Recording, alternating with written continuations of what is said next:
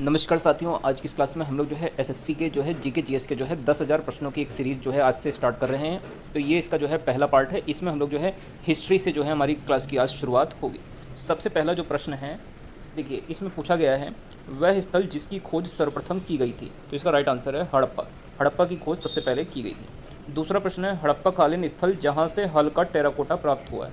तो ये right answer होगा इसका बनावली। बनावली से जो है हल्का टेराकोटा मिला है। अगला तीसरा प्रश्न है वह हड़प्पा केंद्र जिसके बारे में माना जाता है कि मेसोपोटामिया के साथ सीधा समुद्र व्यापार था। तो राइट आंसर है लोथल। लोथल जो कि गुजरात में स्थित है।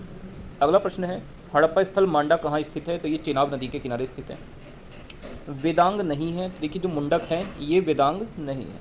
अगला प्रश्न है ऋग्वेद का वह मंडल जो पूर्णतः सोम को समर्पित है। तो राइट आंसर है इसका नौवा मंडल। नौवा मंडल देवता सोम को समर्पित।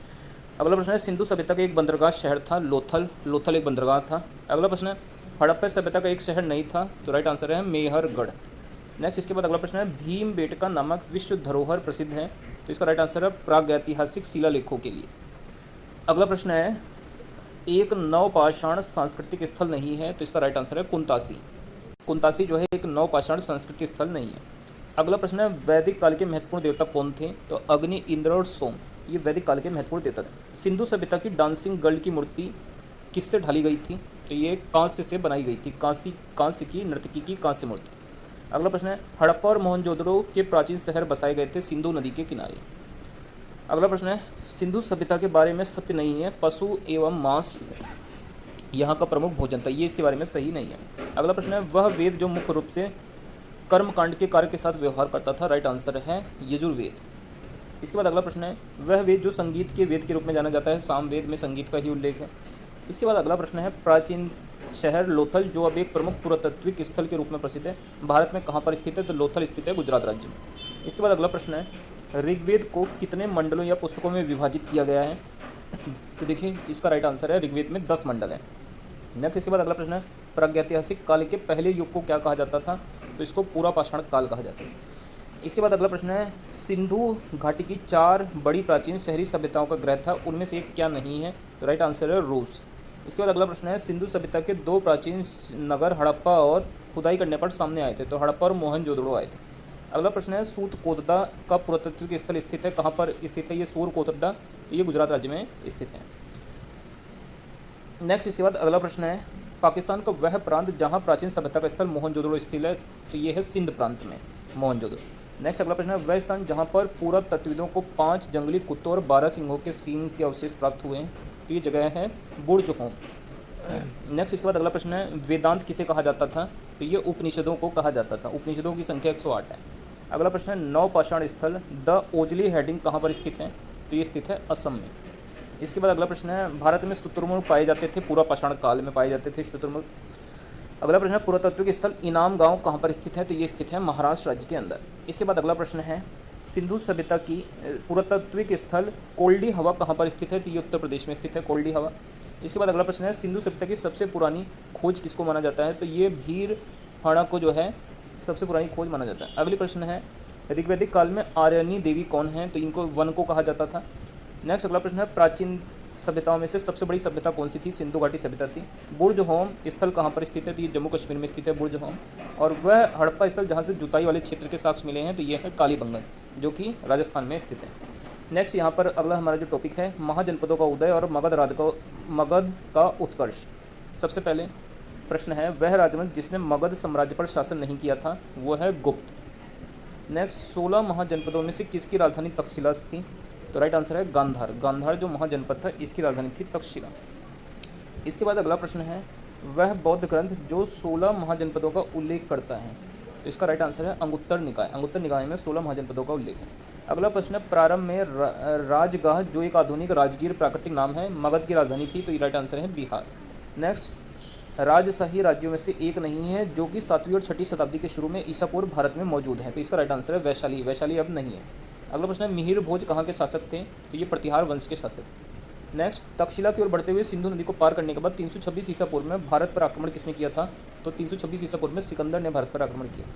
नेक्स्ट अगला प्रश्न है प्राचीन काल में बौद्ध काल के दौरान कपिलवस्तु के शासक कौन थे। शाक्य जो हैं ये कपिलवस्तु के शासक थे। नेक्स्ट अगला प्रश्न 326 BC में सिकंदर और राजा पोरस के बीच किस नदी के किनारे जो है युद्ध लड़ा गया था? तो ये राइट आंसर है झेलम। झेलम जिसको वितस्ता नदी भी कहा जाता था, यहाँ पर एक युद्ध लड़ा गया था सिकंदर और पोरस के लिए। अगला प्रश्न है, हरकन्या वंश का वह शासक जो अजात शत्रु का पुत्र था और जिसने पाटलिपुत्र नगर की नींव रखी थी? तो ये था उदयन। नेक्स्ट, महाजनपदों के राजाओं ने किले बनवाए थे क्योंकि वे सुरक्षा प्रदान करना चाहते थे। अगला प्रश्न है, प्रसिद्ध चिकित्सक जीवक की नियुक्ति की गई थी बिंबिसार के दरबार में? बिंबिसार के दरबार में जीवित थे। 16 शक्तिशाली महाजनपद कहाँ मौजूद थे? तो ये प्राचीन भारत में मौजूद थे।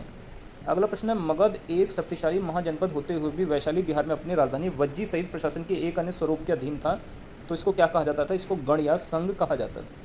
नेक्स्ट, यहाँ पर अब हमारा अगला टॉपिक है जैन धर्म और बौद्ध धर्म एवं भागवत और शैव धर्म से जुड़े हुए इंपॉर्टेंट क्वेश्चन। सबसे पहले जैन और बौद्ध धर्म से जुड़े प्राचीन भक्ति आंदोलनों में से एक नयनारों के नेतृत्व में हुआ था। तो नयनार कौन किसके भक्त थे? तो ये शिव भगवान जी के भक्त थे। अगला प्रश्न है, जैन धर्म के पहले तीर्थंकर का नाम? तो ये ऋषभ देव थे। बौद्ध धर्म के अधिकांश ग्रंथ कौन सी भाषा में लिखे गए हैं? पाली भाषा में लिखे गए हैं। अगला प्रश्न है, वह शासक जिसके शासनकाल के दौरान बौद्ध महायान और हीनयान में विभाजित हुआ था बौद्ध धर्म? तो ये था कनिष्क के शासनकाल में बौद्ध धर्म हीनयान और महायान में विभाजित हुआ था। अगला प्रश्न है, गौतम बुद्ध के जीवन की वह घटना जिससे स्तूप का संबंध है? तो मृत्यु से संबंधित है। नेक्स्ट, बुरी आत्माओं को भगाने के लिए बौद्धों द्वारा किया जाने वाला हिमाचल प्रदेश के नृत्य का एक रूप कौन सा है? तो ये है छम नृत्य। नेक्स्ट, इसके बाद अगला प्रश्न है, भगवान गौतम बुद्ध के जीवन काल के दौरान 7वीं और 6ठी शताब्दी ईसा पूर्व में कितनी महान शक्तियों महाजनपद अस्तित्व में थी? तो ये थी 16 महाजनपद। ये हमने अभी पीछे पढ़ा है। लाइट ऑफ एशिया, एशिया का ज्योति किसे कहा जाता था? बुद्ध को कहा जाता था, महात्मा बुद्ध को। जातक कथाएं किस संप्रदाय से जुड़ी हैं? ये भी बौद्ध धर्म से जुड़ी हुई हैं। अगला प्रश्न है, भगवान महावीर की शिक्षाओं के संकलन को क्या कहा जाता है? आगम सूत्र कहा जाता है। नेक्स्ट, 5वीं शताब्दी ईसा पूर्व में लिखा गया पाली कैनन मूल ग्रंथ है? तो पाली कैनन ये बौद्ध धर्म का मूल ग्रंथ है। नेक्स्ट, वह धार्मिक समुदाय जो व्यवहारिक जीवन में 10 सार्वभौमिक गुणों का पालन करके आत्मशुद्धि और उत्थान के लिए प्रतिवर्ष पर्युषण पर्व मनाता है? तो ये जैन समुदाय है। 12वीं शताब्दी के कर्नाटक में वीर शैव अनुयायी किसके हुआ करते थे? तो ये बसवन्ना के जो है अनुयायी हुआ करते थे। तीसरी बौद्ध संगीति कहाँ पर आयोजित हुई थी? पाटलिपुत्र में हुई थी। इसके अलावा 4 महान सत्य की अवधारणा किस धर्म से जुड़ी हुई है? बौद्ध धर्म से जुड़ी हुई है। गौतम बुद्ध का जन्म कहाँ पर हुआ था? लुम्बिनी में हुआ था। धार्मिक ग्रंथ त्रिपिटक किस धर्म से संबंधित है? तो ये भी बौद्ध धर्म से संबंधित है। इसके अलावा वह राज्य जहाँ पर भगवान महावीर का जन्म हुआ था बिहार था। नेक्स्ट, वह धर्म जिसके भिक्षुओं के लिए चैत्य और विहारों का निर्माण हुआ था? तो चैत्य और विहारों का निर्माण भी बौद्ध धर्म के लिए हुआ था। और इसके बाद बौद्ध भिक्षुओं के लिए निर्मित लोमा ऋषि गुफा कहाँ पर स्थित है? तो ये स्थित है बिहार राज्य में। अब यहाँ पर हम लोग जो है मौर्य और मौर्योत्तर साम्राज्य से जुड़े हुए कुछ इंपॉर्टेंट प्रश्नों को पढ़ेंगे। अशोक को आरंभिक भारत का सर्वप्रसिद्ध शासक माना जाता है जिन्होंने वर्तमान में तटीय उड़ीसा पर विजय प्राप्त की थी? तो राइट आंसर है कलिंग। कलिंग पर विजय अशोक ने मिली थी। शुंग वंश का संस्थापक कौन था? पुष्यमित्र शुंग था। नेक्स्ट, वह शासक जिसने सार्वजनिक स्थानों पर अपनी राजज्ञाएँ स्थापित करवाई? तो ये भी अशोक था। सारनाथ में पाए जाने वाले मौर्य स्तंभ के शीर्ष को किस नाम से जाना जाता है? तो सिंह चतुर्मुख स्तंभ शीर्ष के नाम से इसको जाना जाता है। नेक्स्ट, कनिष्क के शासनकाल के दौरान वह स्थान जिसे चौथे बौद्ध परिषद के स्थल के रूप में चुना गया था तो वो था कश्मीर का कुंडल वन। नेक्स्ट, इसके बाद अगला प्रश्न है, सारनाथ में स्थित वह स्तूप जिसका निर्माण महान मौर्य शासक अशोक ने किया था और यह भारत में स्थित प्रमुख बौद्ध संरचनाओं में से एक है? तो देखिए, जो धमेक स्तूप है इसका निर्माण जो है अशोक ने करवाया था। नेक्स्ट, बौद्ध स्मारक चौखंडी स्तूप ये भारत में कहाँ पर स्थित है? चौखंडी स्तूप स्थित है उत्तर प्रदेश राज्य में। अगला प्रश्न है, कलिंग नरेश खारवेल का संबंध जो है ये महामेघवाहन वंश से है। नेक्स्ट, ग्रीक यूनानी लेखकों द्वारा अग्रिमिज या जंडमिज किसको कहा गया है? तो ये घनानंद शासक को कहा गया। नंद राजवंश का संस्थापक महापतिनंद था। वह शासक जिसके दरबार में यूनानी राजदूत मेगस्थनीज था? तो ये चंद्रगुप्त प्रथम था। नेक्स्ट, इसके बाद अशोक द्वारा नियुक्त धार्मिक अधिकारी जाने जाते थे धम्मा और मत्ता के नाम से। नेक्स्ट, मौर्य साम्राज्य की राजधानी क्या थी? तो मौर्य साम्राज्य की राजधानी जो है पाटलिपुत्र थी। अगला प्रश्न है, बोध गया में महाबोधि मंदिर परिसर में पहला मंदिर किसने बनवाया था? तो ये बनवाया था जो है अशोक ने। नेक्स्ट, इसके बाद अगला प्रश्न है, चंद्रगुप्त मौर्य ने मौर्य साम्राज्य की स्थापना की थी नंदों को हराकर। इसके बाद अगला प्रश्न है, भारत में वैष्णववाद की वृद्धि का प्रमाण हेलिओडोरस स्तंभ कहाँ पर स्थित है? ये विदिशा शहर में स्थित है। घनानंद को हराकर मौर्य साम्राज्य की स्थापना किसने की थी? चंद्रगुप्त ने की थी। नेक्स्ट, चंद्रगुप्त फर्स्ट के बाद राजा बनने वाले उसके पुत्र का क्या नाम था? तो देखिए, चंद्रगुप्त फर्स्ट के बाद जो है राजा बने थे समुद्रगुप्त। अगला प्रश्न है, भारत के पूरे उपमहाद्वीप पर मौर्य साम्राज्य का विस्तार किसने किया था? तो ये चंद्रगुप्त के बेटे बिंदुसार ने किया था। नेक्स्ट, अशोक के शिलालेखों में किस लिपि के सबसे अच्छे उदाहरण मिलते हैं? ब्राह्मी लिपि के। इसके बाद अगला प्रश्न है, वह शासक जिनका यहोजी खानाबदोश लोगों से निकट संबंध था, वो थे दीननाथ। नेक्स्ट अगला प्रश्न है, वह राजा जिसने उड़ीसा में उदयगिरी की पहाड़ियों में हाथी गुफा शिलालेख उत्कीर्णन करवाया था, तो ये थे खारवेल। नेक्स्ट अगला प्रश्न है, मौर्य प्रशासन के अंतर्गत शीताध्यक्ष अधिकारी होते थे, ये कृषि के अधिकारी कहे जाते थे शीताध्यक्ष। नेक्स्ट, उड़ीसा में जौगढ़ में स्थित ऐतिहासिक स्थल कौन सा है? तो ये है अशोक का शिला अभिलेख स्थल। नेक्स्ट इसके बाद अगला प्रश्न है, शैल कीर्ति स्तंभों को दर्शाते हैं, तो ये मौर्य स्तंभों को दर्शाते हैं। अगला प्रश्न है, अमरावती स्तूप भारत में कहाँ पर स्थित है? अमरावती स्तूप स्थित है आंध्र प्रदेश में। अगला प्रश्न है, चट्टानों को काटकर बनाई गई सबसे पुरानी बची हुई बाबर गुफाएं, ये किस काल की हैं? तो ये मौर्य साम्राज्य काल की हैं। नेक्स्ट, सिकंदर ने भारत पर हमला कब किया था? 326 ईसा पूर्व में।